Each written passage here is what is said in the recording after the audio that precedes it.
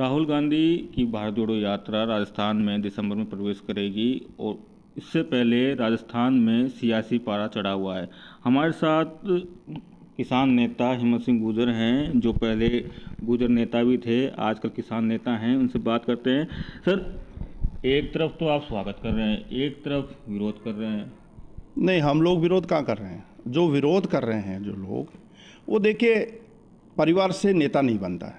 पहली बात तो ये, परिवार से नेता नहीं बनता, संघर्ष से नेता बनता है। जो विरोध कर रहे हैं वो पारिवारिक रूप से नेता बनने की कोशिश की है और तथाकथित गुर्जर समाज के नेता बनने की कोशिश कर रहे हैं। और जो विरोध कर रहे हैं वो केवल अपने खुद के बयान है, व्यक्तिगत बयान है उनके। समाज ने उनका विरोध कर दिया। आपने देखा होगा पीपलखेड़ा पे क्या हुआ। और सभी जगह लोग, जो समाज के लोग हैं, वो ये कह रहे हैं कि भाई आप जो निर्णय ले रहे हो वो निर्णय व्यक्तिगत निर्णय है आप लोगों का। अब यदि आप व्यक्तिगत निर्णय लोगे तो समाज उसको स्वीकार नहीं करेगा। क्योंकि जब भी हम लोग निर्णय लेते थे, जब कर्नल बैसला जी के साथ हम आंदोलन करते थे, तो पूरे समाज की महापंचायत बुलाते थे। महापंचायत में जो निर्णय होता था उस निर्णय के आधार पर हम आगामी फैसले लेते थे। अब ये व्यक्तिगत संघर्ष समिति होगी इनकी, और व्यक्तिगत संघर्ष समिति के खुद ने एक बयान दे दिया। और बयान देने के बाद में उनका यह था कि मीडिया से मेरा जुड़ाव हो जाएगा और मीडिया में लगातार खबरें चलेगी। जैसे आप लोग चला रहे हो, अट्रैक्शन चाहते हैं मीडिया का, वो अट्रैक्शन इन्होंने अटेंशन कर लिया और अब रोज़ खबरें चल रही है। अब कभी झालावाड़ में जाके मीडिया बयान देंगे, कभी कोटा में देंगे, कभी कहाँ देंगे। राहुल गांधी की यात्रा के लिए पूरा सर्व समाज तैयार है और भव्य तरीके से स्वागत होगा। और गुर्जर समाज भी बहुत भव्य तरीके से स्वागत करेगा।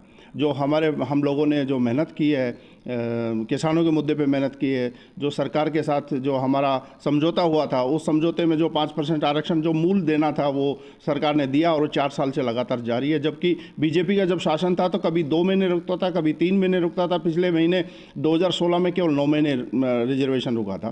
तो सरकार ने मजबूत तरीके से पैरवी करी है और हमें रिजर्वेशन मिल रहा है।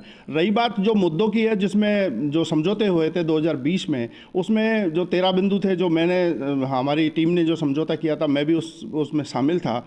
उसमें करीब 9 बिंदुओं पे समझौता की पालना हो गई है, जिसमें जो मुआवजा देना था, जो 1252 को वेतन नियमितीकरण करना था, वो सब चीज़ हो चुकी है। देवनान योजना के लिए आपको देवनान बोर्ड के चेयरमैन बना रखे जो आवाना जी, वो उसको देख रहे हैं। यदि देवनान योजना या कुछ भी मुद्दे जो नहीं हो रहे हैं, उसके लिए सब कमेटी बनी हुई है।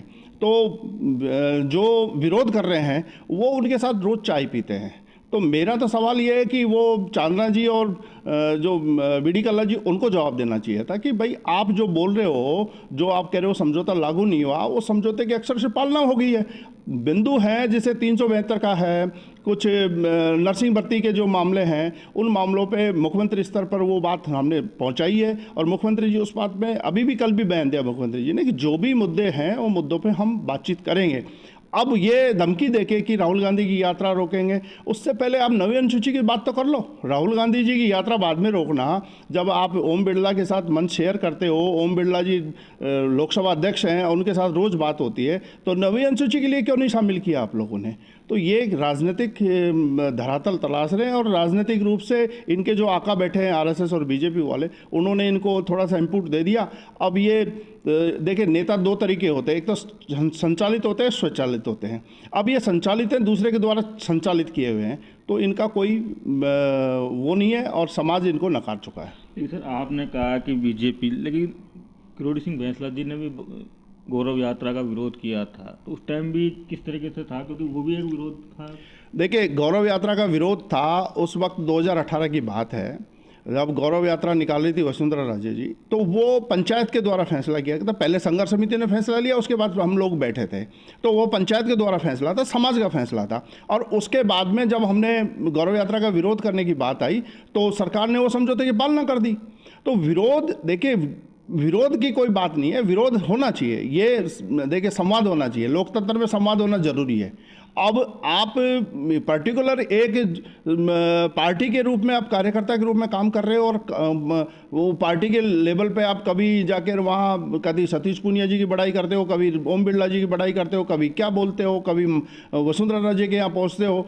तो ये सब समाज देख रहा है। आपको राजनीतिक रूप से विरोध करना था तो आप प्रदेश कार्यालय में जाके विरोध करते। या बीजेपी को, मैं तो ये कहता हूँ बीजेपी वालों से, आप खुल के आओ ना सामने। आप किसी समाज को आगे क्यों कर रहे हो, समाज के नाम से क्यों आगे हो रहे हो? आप खुल के आओ सामने, विरोध करना है राजनीतिक रूप से विरोध करिए, हम मना नहीं करते, लेकिन आप समाज का नाम लेके विरोध कर रहे हो, वो गलत है। इससे समाज को एक नुकसान होगा और समाज की जो भावना है उनको ये खिलवाड़ करना चाहते हैं, पूरे देश में समाज को बदनाम करना चाहते हैं। जैसे पुष्कर में क्या हुआ, पुष्कर में यही तो हुआ। पुष्कर में इन्होंने मंच सजाया, उसमें बीजेपी वालों के लोगों को मुख्य अतिथि बनाया, उनका अलग मंच लगाया। समाज के लोगों ने एक भावना जो बैंसला जी की अस्थि के साथ थी, उस भावना के साथ खिलवाड़ हुआ। फिर क्या हुआ, पूरे देश में एक मैसेज गया कि गुर्जर समाज ने जूते चप्पल चलाए। तो ये समाज के साथ बड़ा खिलवाड़ कर रहे हैं। और अब समाज को समझ में आ गया जब पुष्कर की घटना के बाद में कि ये बचकानी हरकत है और एक बच्चों की तरह बात करते हैं, कभी क्या बोलते हैं कभी क्या बोलते हैं। इस बयान को कैसे देखते हैं कि उन्होंने कहा कि सचिन पायलट को मुख्यमंत्री बनाना चाहिए? देखिए, उनका बयान बीजेपी वाले के द्वारा स्क्रिप्ट लिखी गई थी, उनके द्वारा एक जाति विशेष का बयान है ये। देखिए, राजस्थान में सभी जातियों का बाहुल्यता है और अपनी अपनी जातियों के विधायक भी हैं। आप एक व्यक्तिगत बयान दे रहे हो और व्यक्तिगत बयान को आप समाज के साथ जोड़ रहे हो, वो गलत है। सचिन पायलट जी मुख्यमंत्री बनेंगे या नहीं बनेंगे वो पार्टी तय करेगी, जो कांग्रेस पार्टी तय करेगी, जो आलाकमान है उनका, जो भी स्तर पर निर्णय होगा वो निर्णय पार्टी करेगी। अब विजय बैंसला ने जो बयान दिया है वो व्यक्तिगत बयान है, उसको समाज के साथ नहीं जोड़ना चाहिए। और समाज के साथ जोड़ेंगे तो वो नुकसान हमारे लोगों का होगा, जो सचिन पायलट जी का ज़्यादा नुकसान होगा उससे। आप भी तो मिलने जा रहे हैं किसानों को मुद्दा लेके राहुल गांधी जी से। देखिए, हम लोगों की सिविल सोसाइटी की बैठक थी, अभी योगेंद्र यादव जी आए थे, निखिल डे जी थे, अरुणा राय जी थी, और सभी जो हम जन आंदोलन के नेता हैं वो सब इकट्ठा हुए थे विनोबा भावे मंदिर पर जयपुर में। तो ये तय हुआ था कि राहुल गांधी जी की जो यात्रा आ रही है, जिसमें योगेंद्र यादव जी और सभी जो सिविल सोसाइटी के लोग हैं वो साथ चल रहे हैं, किसान नेता भी साथ चल रहे हैं। तो यहाँ राजस्थान में जो किसानों के मुद्दे हैं, जैसे हर स्टेट में यही हो रहा है कि राहुल गांधी जी से जनसंवाद किया जाता है, जो किसानों के मुद्दे के साथ अन्य जो मुद्दे हैं उनके साथ। तो हम किसानों के मुद्दे के लिए हम राहुल गांधी जी से संवाद करेंगे, और वो शायद दौसा के आसपास में हमारा जो डिसाइड होगा समय राहुल गांधी जी के साथ, आधा पौन घंटे का जो समय होगा वो दौसा के आसपास हम लोगों ने तय करने की बात करी है। अब वो कांग्रेस पार्टी के द्वारा हमने उनको दे दिया है, और हमारी जो कोर कमेटी की बैठक है वो हो चुकी है, और 25 तारीख को भी बैठक होगी। तो उसमें निर्णय लिया है कि हम, देखिए यहाँ सबसे बड़ा मुद्दा है भूमि अधिग्रहण का।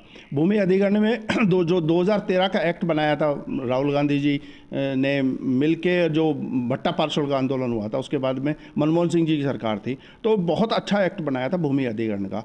अब आप देखिए, दिल्ली मुंबई एक्सप्रेसवे के अब भी मेरे आंदोलन में आप लोगों ने कवरेज किया था, मैंने और डॉक्टर किरोड़ीलाल जी ने आंदोलन किया था।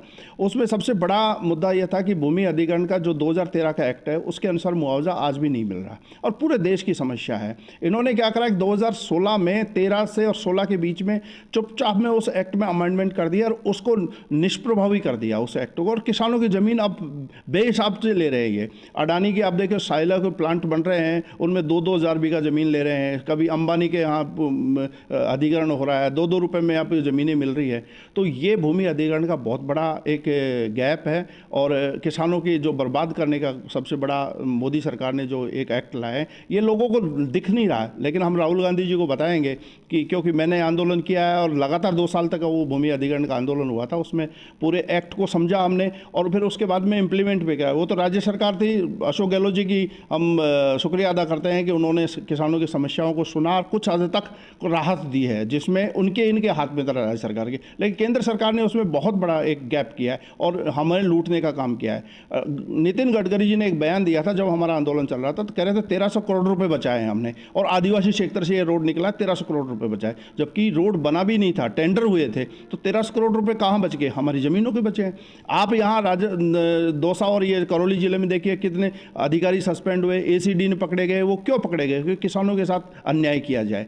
तो ये सब चीज़ें लेके, और पूर्वी राजस्थान जो ERCP की परियोजना है उसको लेके हम मिलेंगे, पांचना बांध की जो समस्या है उसको लेके मिलेंगे। ये काफ़ी मुद्दे हैं किसानों के, उस मुद्दों को लेके हम बात करेंगे। और जो हमारे किसानों का कर्जा माफ़ी है, वो कर्जा माफ़ी देखिए राज्य सरकार के स्तर पे था, वो कर दिया, लेकिन केंद्र सरकार के अधीन आती है जो कमर्शियल बैंक है, उनका कर्जा माफ़ नहीं हुआ। तो हम राहुल गांधी जी से ये कहेंगे कि आप दबाव बनाएं और मोदी सरकार पर दबाव बनाएं कि जिससे किसानों को कर्जा माफ़ हो। राहुल गांधी जी बीच में कई बार इस मुद्दे को उठाते भी हैं कि कॉरपोरेट के कर्जे माफ़ हो जाते हैं, हज़ारों करोड़ रुपये माफ़ हो जाते हैं, लेकिन किसानों के 50,000 रुपये माफ़ नहीं होते और उनके लिए आप कुर्की वारंट निकालते हैं। तो इसके काफ़ी मुद्दे हैं, उन मुद्दों को लेकर हम मिलेंगे। जी बिल्कुल, धन्यवाद बात करने के लिए। तो ये थे गुर्जर नेता और किसान नेता हिम्मत सिंह, जिन्होंने कहा कि हम राहुल गांधी की भारत जोड़ो यात्रा का स्वागत करेंगे और जो किसानों के मुद्दे हैं उनको लेकर राहुल गांधी से सीधा संवाद करेंगे। संदीप मीणा, दौसा, राजस्थान तक।